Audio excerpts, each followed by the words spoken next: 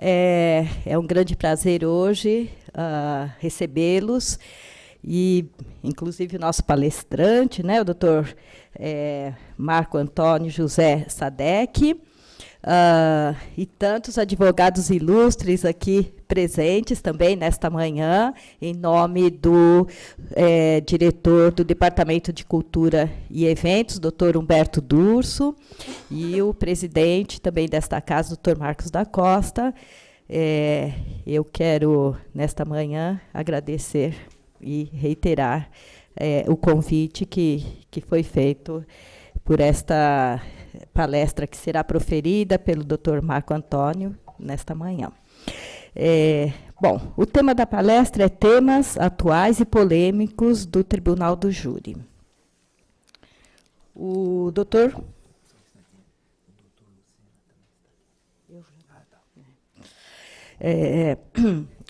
Então, o doutor Marco Antônio, ele é advogado, ele é graduado em Direito pela Universidade Presbiteriana Mackenzie, especialista em Direito Penal e Processual Penal pela PUC.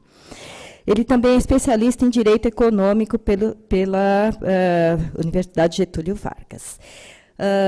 Doutor Marcos, antes eu gostaria aqui de poder convidar o doutor Antônio Fernando Miranda, que ele é desembargador aposentado. Gostaria que ele compusesse a nossa mesa também, por favor.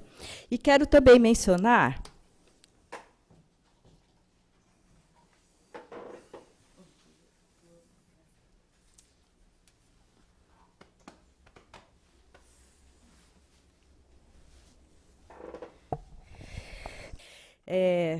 doutor Marco Antônio, por favor, fique à vontade, sinta-se.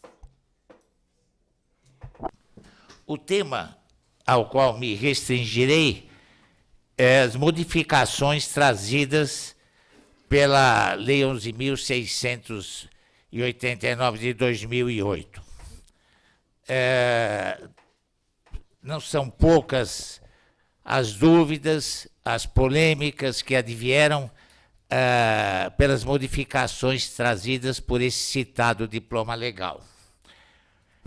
A início, eu gostaria de conceituar o Instituto do Júri, que é um órgão do Poder Judiciário da primeira instância, cuja competência é determinada pelo artigo 5º, o inciso 38 da Constituição Federal, que também traz as garantias que o Instituto constitucionalmente possui, qual sejam o sigilo dos vereditos, a plenitude de defesa e a soberania. No tocante à plenitude de defesa, vejo como necessário se fazer uma distinção entre plenitude e ampla defesa.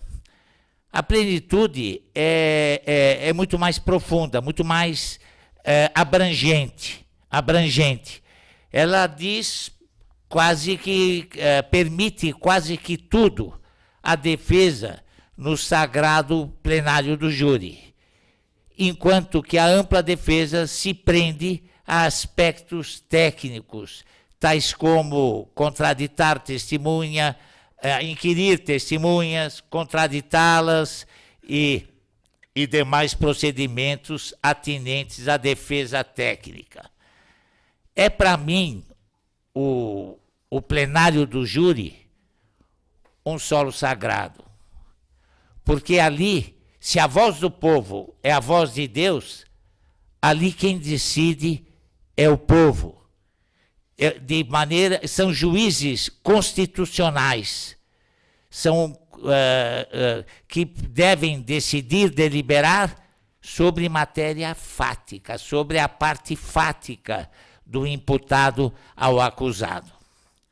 É o plenário do júri um pleito, uma homenagem, uma reverência à oralidade, a tal ponto de que a oralidade, por inúmeras vezes, supera a técnica, o formalismo.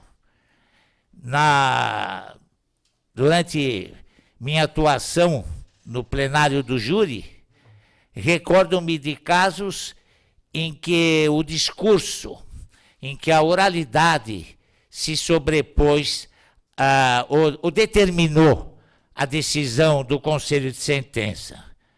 Lembro-me de um caso de um acusado por homicídio duplamente qualificado, por haver desferido 3 tiros nas costas de um desafeto, aqui na rua Barão de Itapetininga, aqui mesmo na capital. E os jurados, atendendo à exposição da defesa, entenderam que ele agiu em legítima defesa, distinguindo tiro pelas costas de tiro nas costas. O último, expressão legítima da legítima defesa. O acusado, quando assim age, não tem um poder milimétrico, aritmético, ele age procurando preservar o bem mais precioso que temos, a vida, e atira. Se o tiro atinge as costas, isso não desqualifica a legítima defesa. Assim entendeu o conselho de sentença nesse caso que exemplifico aos senhores. O júri tem como competência os crimes dolosos ou tentados contra a vida.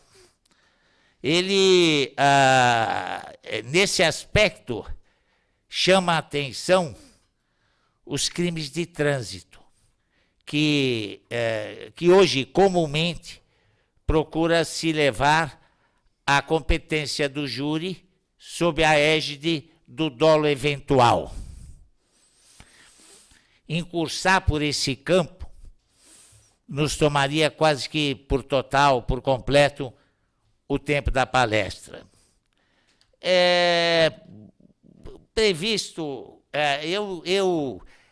No caso dos crimes de trânsito, eu aprendi uma lição com o sociólogo russo, Pitirim Sorokin. E ao citar isso em plenário, provoquei risos e até a dúvida sobre a existência do sociólogo pelo próprio nome, Pitirim Sorokin. Ele, com peculiaridade ímpar, ele distingue o gesto de se esticar uma mão, a intenção determina o dolo. O gesto, ao se esticar o braço, eu tanto posso estar prestando ajuda a um afogado, como posso estar agredindo. A distinção, a diferença é carreada pela intenção. Dolo é intenção, culpa, previsibilidade. Isso posto me parece um tanto quanto exagerado, ou até uma lacuna que a Lei 11.689 poderia ter suprido, prevendo ou disciplinando, tratando de modo específico, determinado, essa questão da culpa consciente e do dolo eventual. Essa lacuna permaneceu. O legislador a ela não se voltou. Quando se fala em garantias atribuídas ao Tribunal do Júri, pelo artigo 5º, inciso 38 da Carta Cidadã, me vem à cabeça a soberania dos vereditos. Caberia a revisão criminal se a decisão prolatada, proferida pelos jurados, é soberana? Entendem doutos do Jaez de Lauria Tucci e de Escarance Fernandes que sim. E eu, particularmente, com isso concordo, porque a liberdade se sobrepõe a todos e a tudo. A liberdade a ela não se pode obstaculizar. A revisão, com base e com suporte no parecer desses ilustrados mestres, me parece perfeitamente cabível. O júri, a origem do júri, ela é tão vaga e tão indefinida que foi tratada por Carlos Maximiliano como que por ser tão vaga e tão indefinida, se perde na noite dos tempos. Alguns acham que ela remonta à época mosaica, ao Pentateuco. Outros, à época clássica de Roma, da Grécia, do Aerópago. Me parece, outros ainda, o Concílio de Latrão, quando ali se aboliram as ordárias,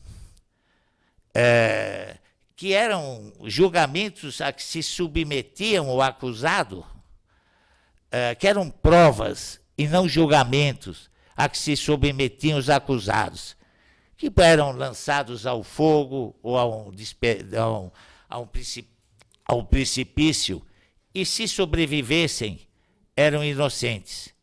O Concílio de Latrão a isso afastou. Temos como interessante também que nos Estados Unidos, já procurando um campo comparativo, os jurados são 12. O número é par. E sabem os senhores por quê? Porque 12 eram os apóstolos. E a decisão de tão importante, a importância é tal da decisão do Conselho de Sentença, que lá a unanimidade é exigida. E aos que criticam a instituição do júri, eu costumo colocar que na maior nação da atualidade, o Gran Júri julga quase tudo. Diz o artigo 1º da Constituição da República, ao definir o nosso regime como democrático de direito, e o júri tem uma ligação umbilical com o Estado democrático de direito, mas diz o artigo 1º que todo poder emana do povo e em seu nome deve ser exercido. Eu ousaria dizer, deveria ser exercido, sobretudo por viver no Brasil. Mas em seu nome deveria ser exercido, e lá ele é exercitado pelo Conselho de Sentença. Ali o povo demonstra num regime, sob o regime democrático de direito, que de fato exercita todo o poder. E esse princípio constitucional, essa norma, essa imposição, é tão importante que foi colocada no artigo 1º. Abre a Constituição esse princípio, essa imposição, essa determinação, ao lado da dignidade da pessoa humana. E essa é a importância do júri. O júri é tudo e muito mais. Ali, o povo se expressa de maneira ampla, decidindo a seu critério, a seu ver, não se prendendo a formalismos, a dogmas, julga conforme o seu entendimento, julga, é quesitado sobre questões fáticas e não jurídicas. Na Dinamarca, inclusive, tamanho é o poder dos jurados que eles aplicam a pena. Função essa que aqui no Brasil, como sei disso, é atribuída à presidência do tribunal. A presidência do tribunal. Indo já especificamente ao tema da nossa palestra, mas antes, dizendo que no Brasil ele adveio em 1822, o Instituto do Júri, para tratar de crimes de imprensa. O júri tratava dos crimes de imprensa e não dos crimes dolosos, tentados ou consumados contra a vida. A evolução foi previsto nas constituições de 37, de 69, e teve o seu auge na Carta Cidadã de 88. Ali o júri foi previsto de uma maneira mais ampla, mais determinante.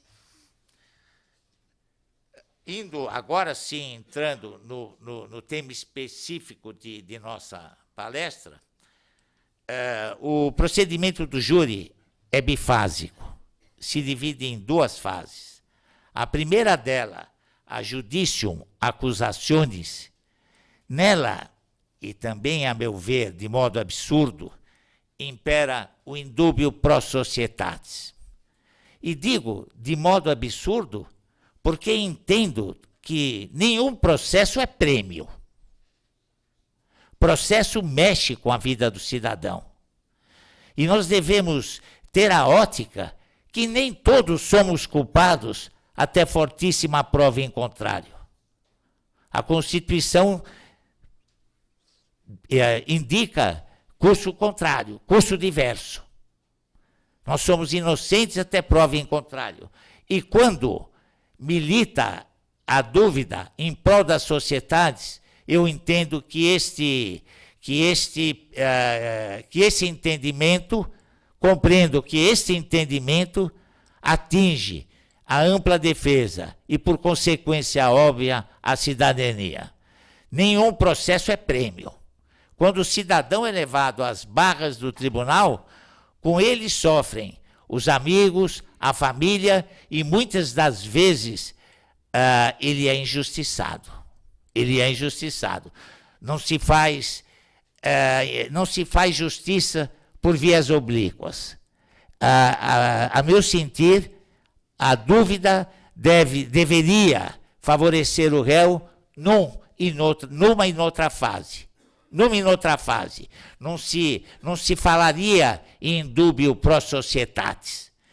Mas, nesta primeira fase do júri, na judicium accusationis, bastam indícios para que o cidadão seja pronunciado, ou seja, levado ao julgamento do Conselho de Sentença, a plenário. Esses suficientes indícios exigidos pela lei trazem, é um campo nebuloso a conceituação de indício. É aquilo que parece, mas não é, ou aquilo que não parece e acaba sendo. O que é o indício? É mais ou menos isso que coloquei aos senhores. Eu tenho um exemplo de indícios num dos júris que fiz lá na Bahia. Uma promotora, ela me definiu aos jurados, indício, como se colocar dentro de uma caixa um passarinho e um gato. E o gato sai cheio de penas na boca. Isso para mim é prova. Isso para mim não é indício. Indício a gente encontra nós temos uma conceituação de indício nos dada por este gênio do século passado, que foi Charles Chaplin, o grande ditador.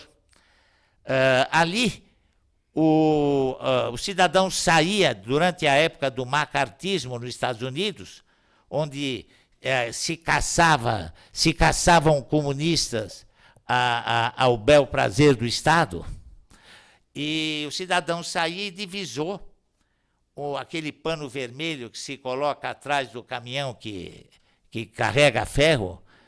O pano vermelho caiu. O cidadão responsável, íntegro, apanhou o pano vermelho e saiu sacudindo atrás do caminhão para alertar o motorista e se viu no meio de uma manifestação comunista. O indício pode ser o que parece ser, não é. Não é. Isso me parece mais exato, menos delirante condenatoriamente. A cidadania pode tudo. Tudo e muito mais. Primeiro o cidadão, depois polêmicas formais e jurídicas. Nesse sentido, a Lei 11.689,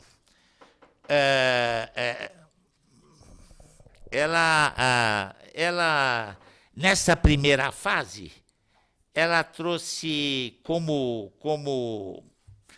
novidades a abolição do libelo acusatório, que era a mais legítima expressão do fascismo, da sanha condenatória, que era algo que desequilibrava a balança, que fazia com que o advogado enfrentasse Golias com estilingue. Enquanto o Estado se valia dessa superioridade trazida inequivocamente pelo libelo acusatório, cabia ao Estado se defender, ao cidadão se defender como podia. Era flagrante a desigualdade de armas. E esse princípio é fundamental para que haja uma contenda, uma contenda jurídica em igualdade de posições, sem que o jurado fosse influenciado por uma peça arcaica, desprovida de conteúdo constitucional. Esse artigo era o antigo artigo 408, parágrafo 1º do Código, foi revogado pela Lei 11.689. Hoje ele não mais vige, graças a Deus. Há em seu lugar o artigo 413.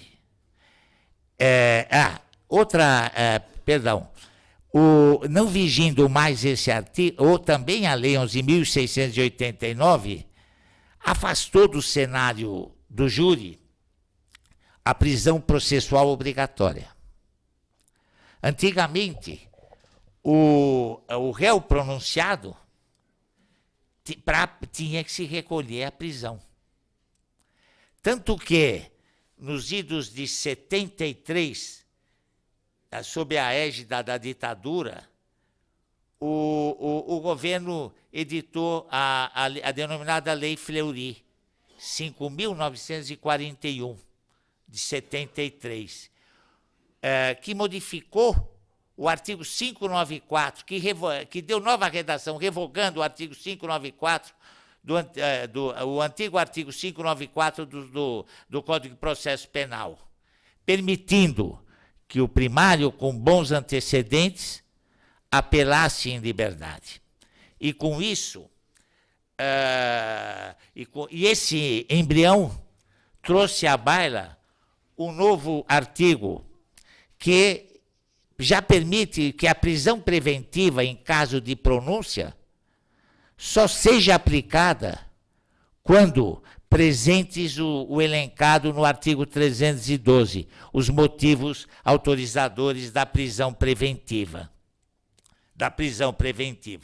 Há até julgado nesse sentido, muito recente, da jurídica lavra do ministro Celso de Mello.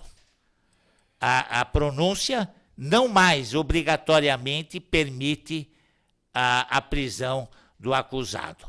Essa modificação, acho que também de uma importância ímpar, salutar, jurídica, pertinente.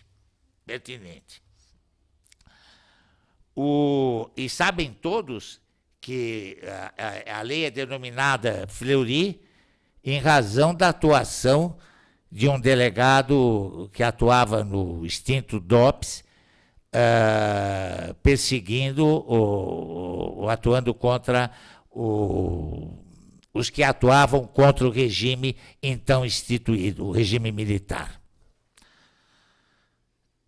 Essa decisão do ministro Celso de Mello é recentíssima e esclarecedora. O juiz pode sim decretar a prisão preventiva, a prisão processual.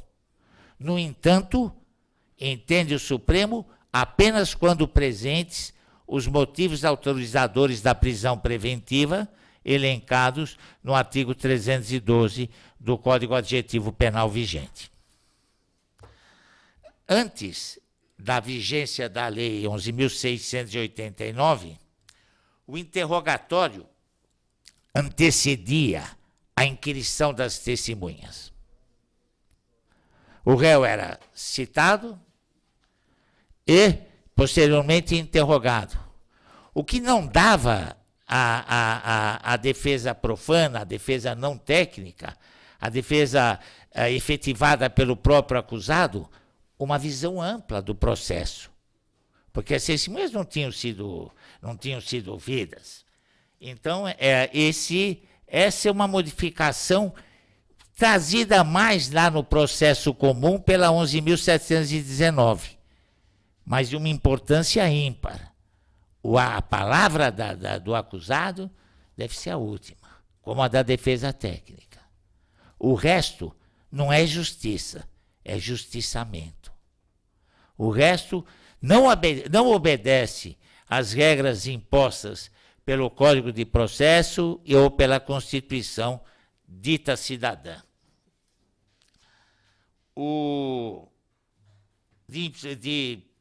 Também de importância fundamental é que a nova lei ampliou as espécies de absolvição sumária. Ela tratou isso de uma maneira mais ampla, mais extensa, né? Entendendo uma grande maioria que a absolvição sumária é medida excepcional. Ao contrário, eu entendo que é medida de rigor. E repito, processo não é prêmio. Processo desmoraliza, desestabiliza. E nem todos somos culpados. Eu quero crer que ainda há inocentes no Brasil e que têm que ser respeitados. Sobretudo quando se a lei permite a absolvição sumária, por que submetê-lo aos rigores de um plenário ou de um julgamento mais amplo? Não, isso fere, inclusive, isso é incongruente. Isso não me é lógico. A justiça, a absolvição sumária, a meu ver, repito, é de rigor, quando presentes as circunstâncias autorizadoras.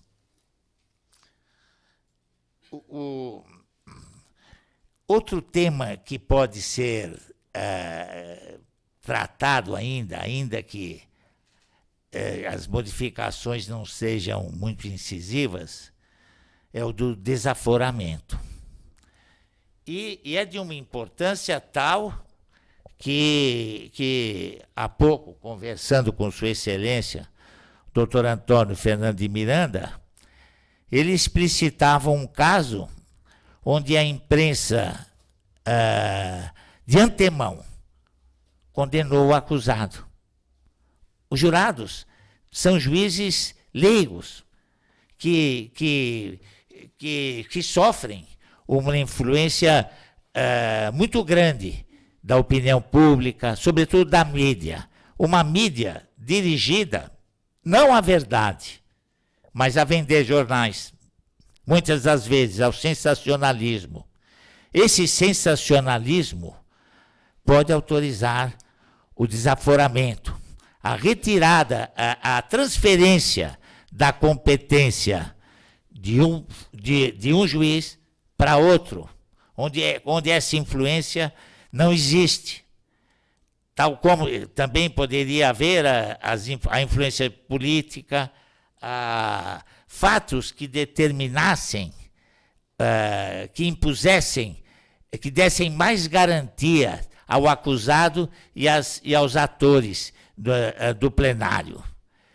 O réu julgado fora de seu meio, sem essas razões que autorizam o desaforamento, ele não sofre justiça. Ele é justiçado. Ele é lançado às feras, à opinião pública, desde que muitas, ou na maioria das vezes, ou em quase todas as vezes, não retrata a verdade. Não retrata a verdade. Todo fato, ele tem duas visões. E é preciso que a lei equilibre no combate, na contenda jurídica, essas visões. Não a ponto de tornar o Estado acusador inócuo, inoperante. Não é isso que se pretende.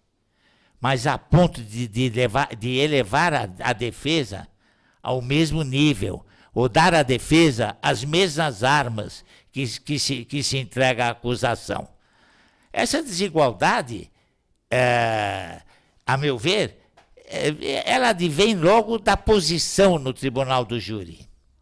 Enquanto o juiz e o Estado acusador e o Ministério Público sentam lado a lado, a defesa senta lá embaixo, junto com o acusado. Isso desequilibra. Por quê? Porque o juiz exerce uma sedução sobre os jurados, uma influência muito grande, tal qual o Ministério Público. Isso é algo que também a nova lei não atentou. A disposição física do plenário. Isso traz, sim, uma vantagem ao Estado acusador. Há uma indesejável vantagem ao Estado acusador, que não pode se valer dela, porque muitas das vezes, ao se valer dela, condena o inocente. E me é mais grave um inocente na cadeia do que 1000 culpados na rua. Eu prefiro ver 1000 culpados na rua do que um cidadão inocente na cadeia. Sobretudo, num Estado que volta as costas para o sistema prisional. Como se não nos interessasse o que ali acontece, ou como se ali vigisse a lei do cão, e não a lei legislada pelos cidadãos civilizados. O nosso sistema prisional, nossas cadeias, na definição de Judith Allen-Gruber, foi diretora do sistema prisional carioca, é o cemitério dos vivos. Ali quem entra, ou sai sem, de qualquer maneira sai sem a vida, ou física ou moral. Não se recupera ninguém. Então há que se ter muito cuidado ao se atribuir, ao se dividir as armas entre defesa e acusação.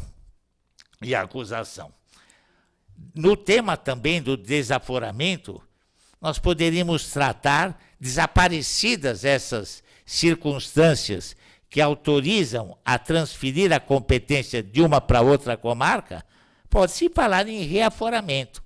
Quando desaparecidas essas circunstâncias, me parece que ser exatamente o tratado pelo atual artigo 428. 428. Isso tudo parece que se cinge ao campo doutrinário. Não é bem por aí. Porque, militando na advocacia, há acusações, me refiro à desigualdade de armas, ao desaforamento, a quando a opinião pública, a quando a mídia influencia o julgamento dos jurados. Tive casos em que uma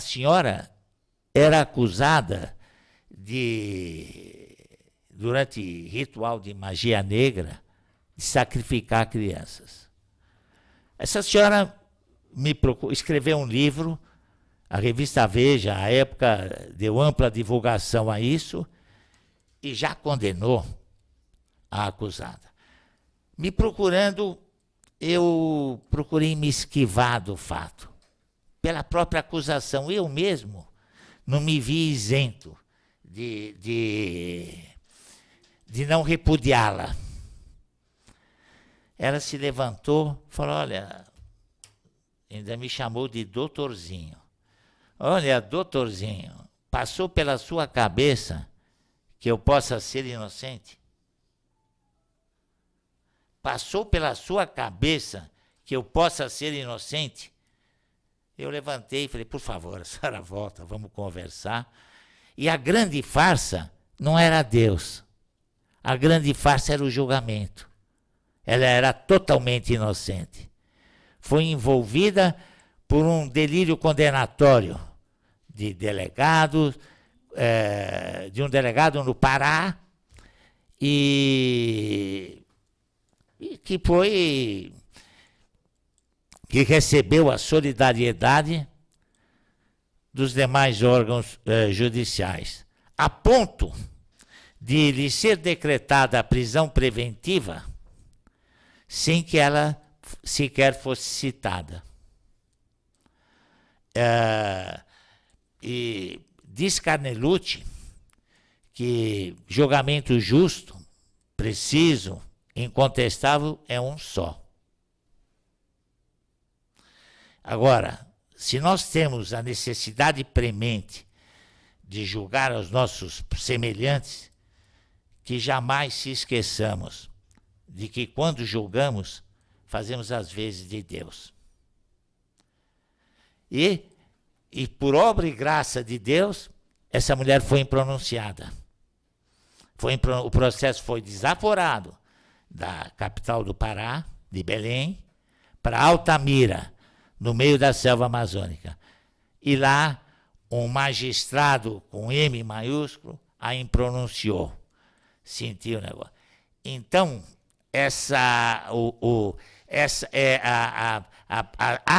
as armas atribuídas à defesa devem ser de tal sorte que ela possa proteger, que ela possa evitar que um inocente seja condenado. Repito, nem todos somos culpados, até fortíssima prova em contrário.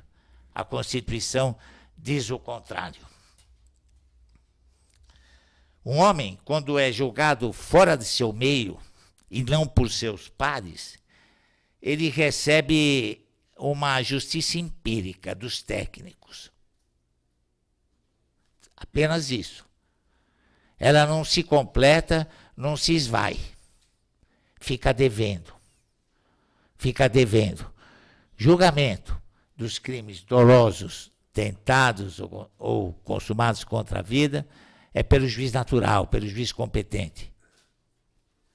O desaforamento é medida excepcional. O homem deve ser julgado no seu meio e pelos seus pares.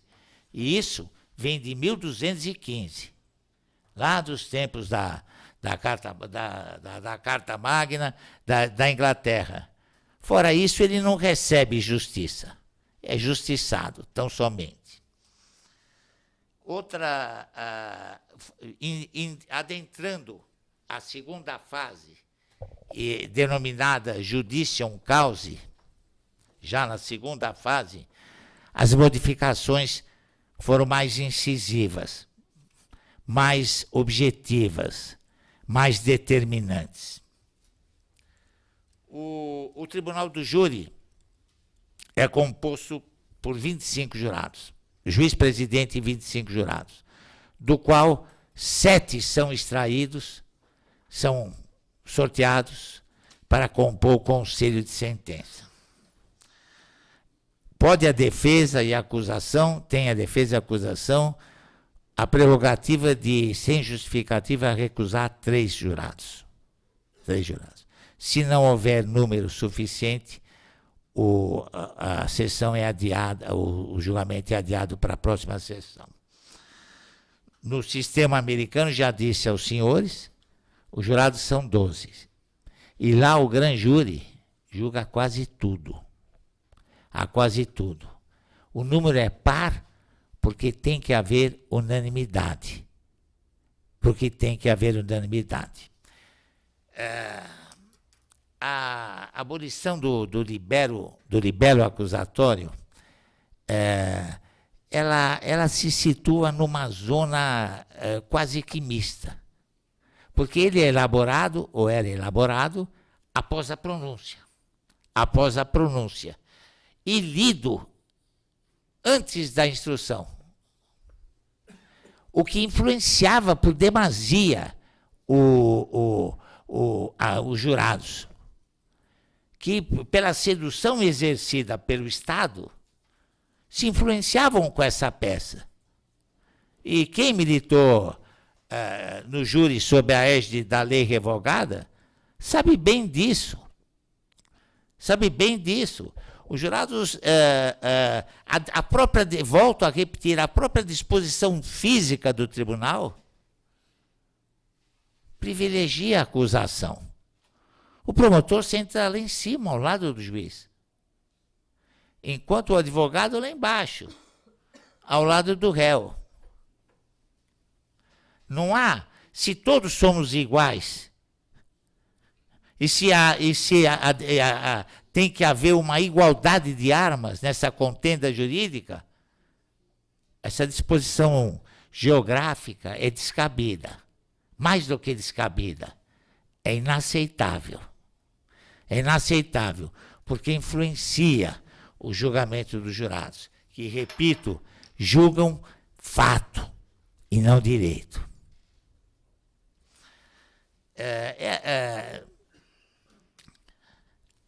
E aboliu-se, aí sim, a lei foi de uma precisão cirúrgica, o protesto pelo novo júri. Aliás, deixou-se de aboliu-se o processo por novo júri, limitando a defesa que tem que ser plena. Que tem que ser plena. E plena é mais do que ampla. É muito mais do que ampla. Porque o protesto pelo novo júri era previsto no antigo artigo 408 do Código de Processo Penal. E foi abolido influenciando o ditado pelo inciso 38 da Constituição, porque limitou a plenitude de defesa. A todos os condenados há mais de 20 anos era permitido esse recurso, então denominado protesto por novo júri. Hoje, infelizmente, abolido, tirado suprimido do sistema jurídico. Nós temos essa influência ditada pela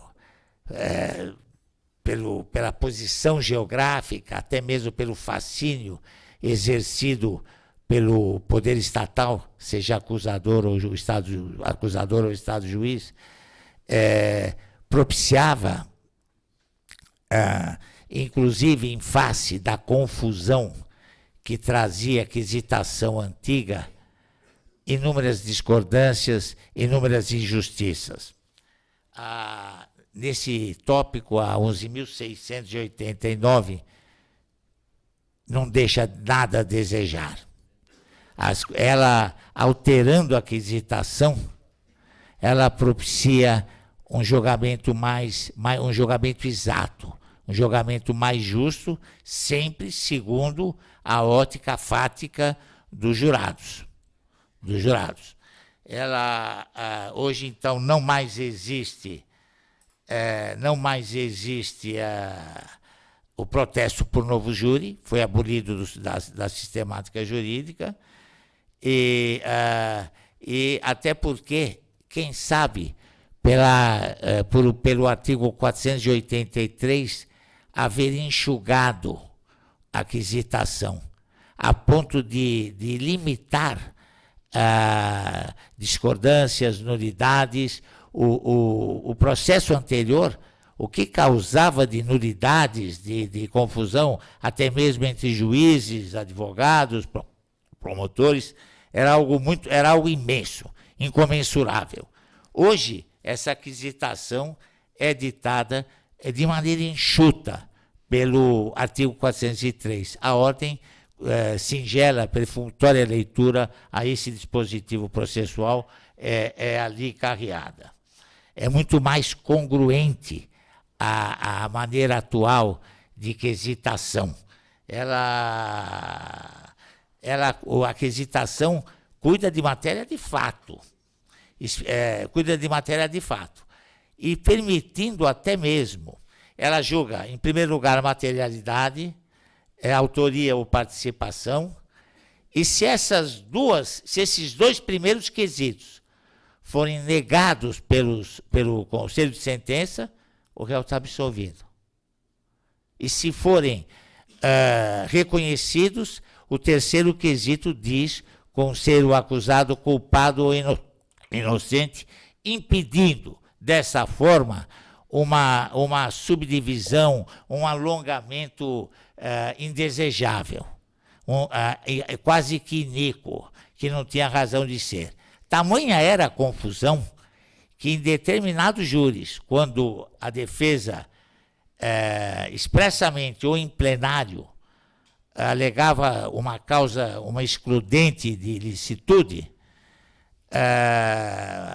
alguns dos jurados, era tamanha dificuldade em se explicar aos jurados o que era a legítima defesa, que em determinada ocasião um dos jurados entendeu que a atualidade se prendia ao momento do julgamento, e não ao momento dos fatos, ocasionando uma condenação. E negando a legítima defesa, foi negada em razão disso por 4-3. E a nova lei afasta essa dificuldade, impede que interpretações deturpadas possam propiciar uma condenação. Entendo que no primeiro quesito em que se fala da materialidade, poderia a nova lei, e aí é uma opinião, um posicionamento,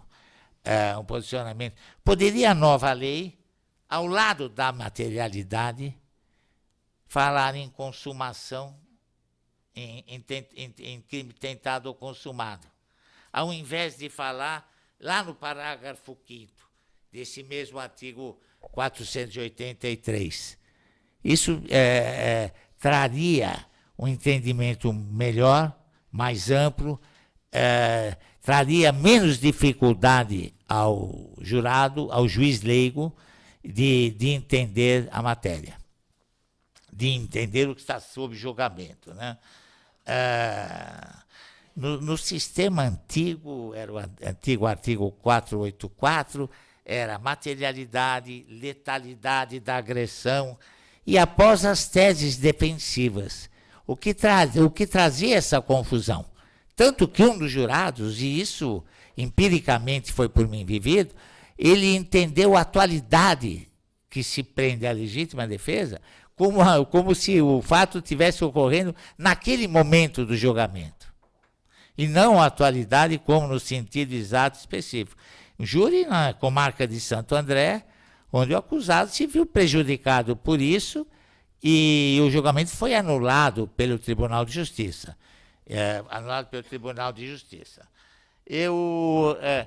Fato de suma importância que eu trago à baila aqui agora é a questão da tréplica sem a réplica. Pode o advogado triplicar quando a acusação não replica? O entendimento atual é que não. Absurdamente que não. Plenitude de defesa.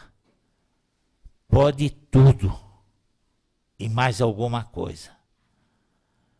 Plenitude de defesa. Nós estamos lidando com a liberdade de um cidadão. Nós estamos lidando de modo indireto com a família dele, com os filhos, com os parentes, com os amigos. E se o fim teleológico é fazer justiça, por que não a tréplica sem a réplica? Qual seria o prejuízo à realização do justo, do íntegro? Qual seria o prejuízo? Se me trouxerem um, eu até mudo de opinião, de pronto. Há um projeto de lei, 5.295 de 2009, que permite que, em qualquer hipótese, replicando ou não a acusação, o advogado pode triplicar. Isso é salutar. Não traz prejuízo algum à acusação, desde que não se delire condenatoriamente. Nem todos somos culpados, até forte prova em contrário. Constituição diz outra coisa.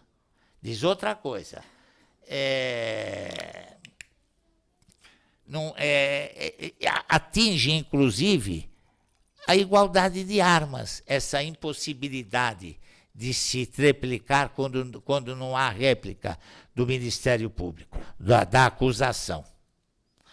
Atinge, inclusive, a igualdade de armas. É tornar a contenda jurídica desigual, em prejuízo do cidadão, do acusado. É algo que se impõe. E a Lei 11.689 de 2009 peca nesse sentido. Não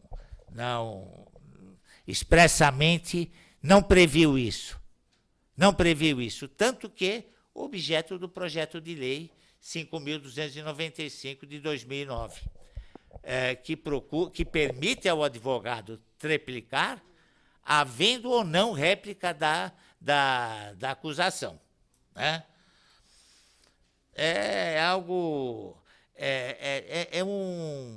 O legislador brasileiro, me permitam os senhores, ou ele exagera, ou ele deixa a desejar, ou ele se omite.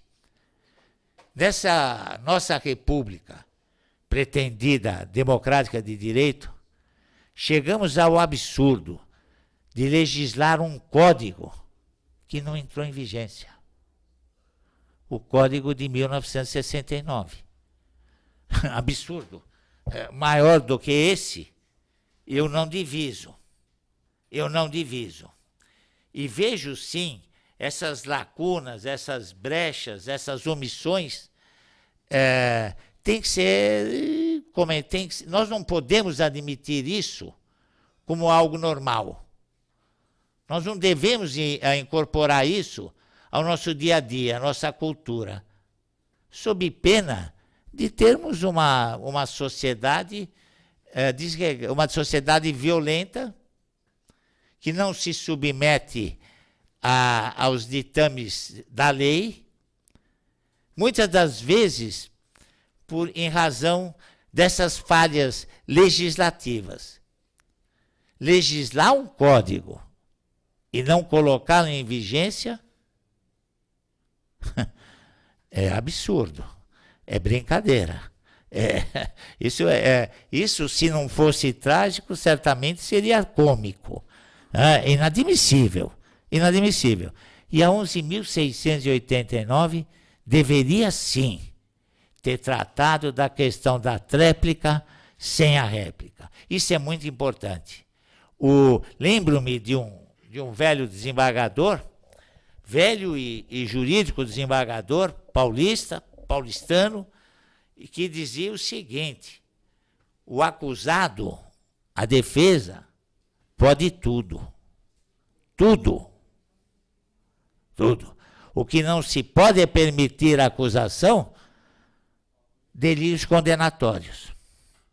Então, quando o promotor deixa de replicar, ele interfere no tempo atribuído à defesa. Ele limita o tempo atribuído à defesa. E o que pode, a todas as luzes, prejudicar o réu, acusado ou inocente. Enquanto não houver sentença, ele é inocente. E transitado em julgado, ele é inocente. E ainda que, e mesmo depois de condenado, entendo que ele não perde o direito às garantias lhe otorgadas por lei.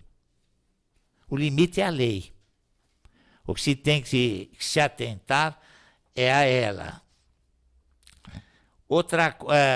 Poderíamos trazer também à baila, apesar disso estar expressamente previsto, antigamente, no sistema antigo, sabe bem, um dos meus mestres, o doutor Orlando Carlos Forghieri, aqui presente, que não haveria julgamento sem a presença do réu. Hoje isso é permitido? Hoje é permitido. Hoje é permitido o julgamento sem a presença do réu. Lembro-me de um caso, Dana de Tefé, em que os réus foram condenados sem a materialidade, sem a presença do corpo. Se não me engano, no estado do Rio de Janeiro. No estado do Rio de Janeiro. Eram pessoas da alta sociedade que me parece que... me equivoco e de pronto retifico. Sem a presença dos acusados. Um deles se evadiu, fugiu à Suíça, e já naquela época acho que foi condenado. Mas caso excepcionalíssimo, que não se constituía na regra. Agora, o que fundamentaria o julgamento do acusado não presente? A meu ver, o direito ao silêncio. Se ele pode calar, ele pode não estar presente. Ele pode não estar presente. É uma consequência umbilical, lógica, que disso decorre. E hoje, expressamente, o 457, sempre se lembrando que eu me pretendo advogado há 30 anos. Um dia vou sê-lo. Me pretendo advogado e não sou matemático, não sou cientista. Então, mas acho que é o artigo 457, que admite o julgamento, a realização do julgamento sem a presença do réu. Essa é uma inovação que, na linha do meu raciocínio, que entendo favorecer mais ao Estado acusador do que ao próprio acusado. Mesmo que o direito ao silêncio possa robustecer o julgamento sem a presença. Acho que o contato, o olho no olho, acusado e juiz, é fundamental. É algo que dele, por meio dele, o magistrado pode formar sua convicção, pode julgar com mais precisão. E julgar, lembrem-se, os senhores, não segundo o que eu digo, segundo Carnelucci, é algo divino, é algo sagrado. Julgar o semelhante é algo muito sério. Aqui presente o doutor Antônio Fernando de Miranda, eu comecei no júri pelas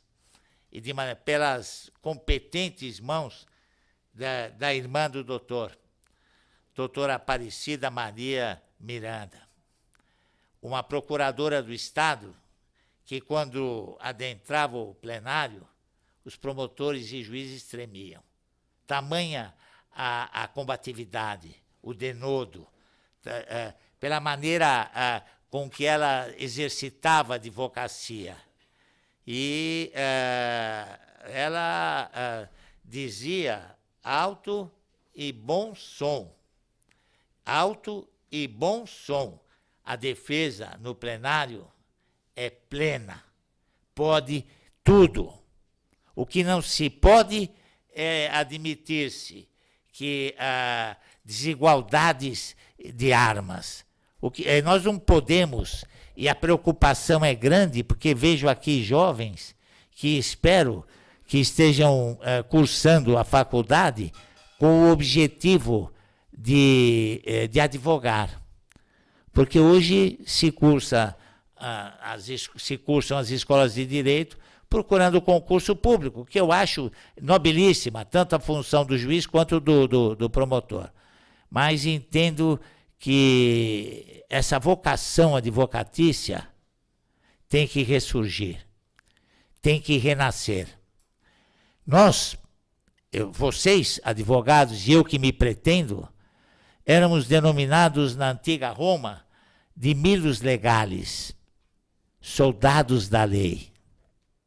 E só a duas coisas devemos nos submeter: a lei e a Deus. O que refoge o âmbito do ditame legal deve ser combatido por nós, com o denodo, com a tenacidade da doutora Aparecida Maria Miranda. Modelo de procuradora, de advogado, uma mulher do seu tempo, faz muita falta aos plenários do Tribunal do Júri. E me valho desse momento, Excelência, para homenageá-la onde quer que ela esteja. Ela merece, e pena que eu não tenha a sensibilidade de externar uma homenagem mais incisiva. E o direito de permanecer em silêncio fundamenta o julgamento sem a presença do réu? Uma coisa é o direito de se manter em silêncio. Até porque, para se manter em silêncio, ele tem que estar presente. Não me convence esse julgamento sem a presença do acusado com base no direito ao silêncio. Para se manter em silêncio, ele tem que ser arguído. O senhor quer falar? Não, não quero. Ele teria que estar presente.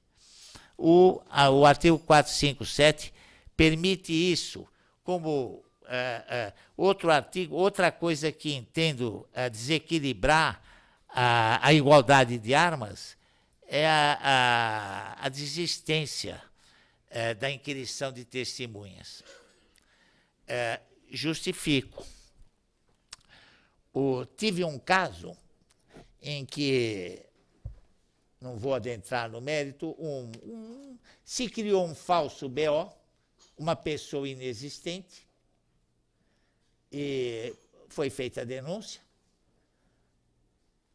os indiciados denunciados e processados, e a pessoa não existe. A pessoa que deu curso à elaboração do BO não existia. Não existia.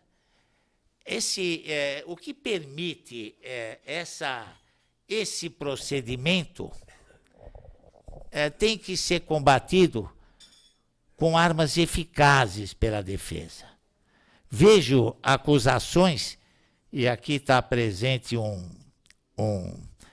quem me acompanhava na audiência, em que um policial, ao se defender, ele matou um traficante, lutador de uma luta marcial.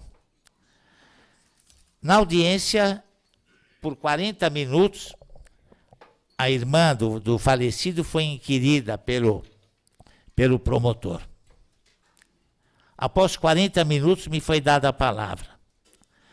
E eu pergunto a ela: tudo que a senhora narrou, a senhora viu? Não. Eu ouvi dizer. 40 minutos. 40 minutos. O que demonstra isso? Uma sanha punitiva inadmissível.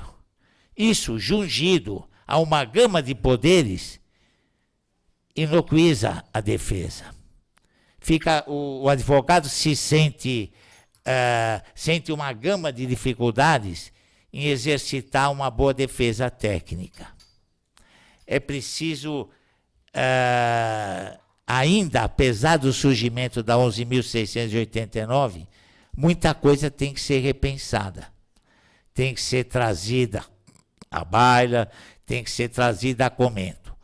Porque, como pretenso advogado, eu entendo que a luz advém da discussão, do debate. E não se pode alijar desse debate a classe dos advogados, desde que se procure respeitar a cidadania. Porque o advogado exercita seu munus em defesa do cidadão. Não é vaidade, não é orgulho próprio. Isso é exercitado em defesa do cidadão, que não pode ficar à mercê de leis que não propiciem uma igualdade de armas.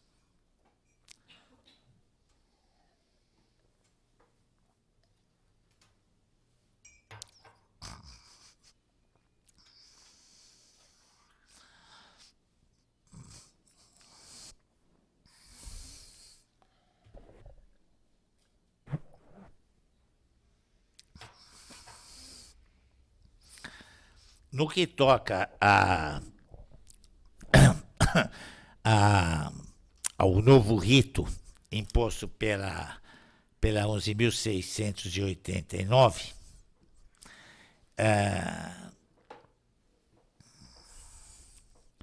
entendo que a amplitude dos casos de absolvição sumária é muito bem-vinda.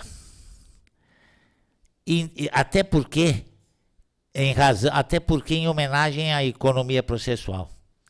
Porque se levar um cidadão à segunda fase, a plenário, quando patente a existência de causas excludentes de ilicitude, se me assemelha totalmente despropositado. Então, nesse tópico, é necessário que haja uma compreensão maior pelo jogador, de que haja uma aplicação mais efetiva desse salutar dispositivo. Eu estou no tempo.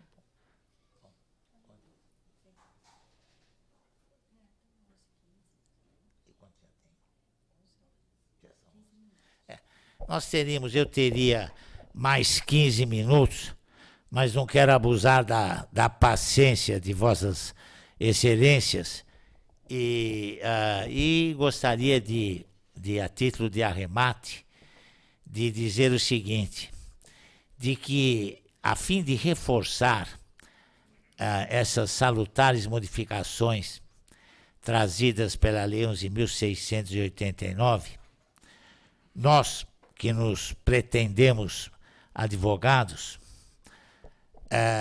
nós devemos comungar com Rui Barbosa e crer na liberdade onipotente, naquela que cria nações robustas, em crer que nesse país e nesse regime não há poder soberano, e soberana é apenas a lei interpretada pelos tribunais. Muito obrigado.